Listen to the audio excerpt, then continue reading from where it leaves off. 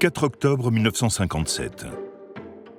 Une petite sonde d'environ 60 cm de diamètre entre en orbite autour de la Terre à 950 km d'altitude.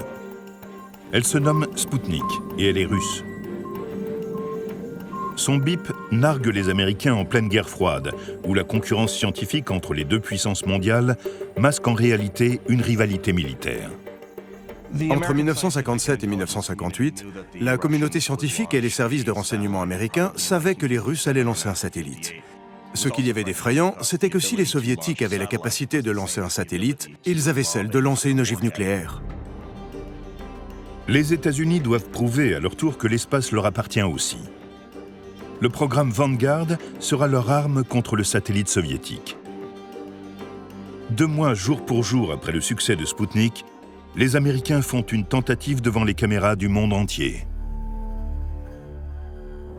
La fusée s'est élevée de quelques centimètres au-dessus du sol avant de s'écraser sur le pas de tir. Lorsqu'il explose à 1 mètre du sol, le satellite Vanguard devient la honte de la superpuissance américaine. C'est un échec retentissant. Les Russes avaient déjà Sputnik, et au lendemain du fiasco de Vanguard, la presse a titré « Kaputnik » pour qualifier l'échec américain. Nous étions donc à la traîne.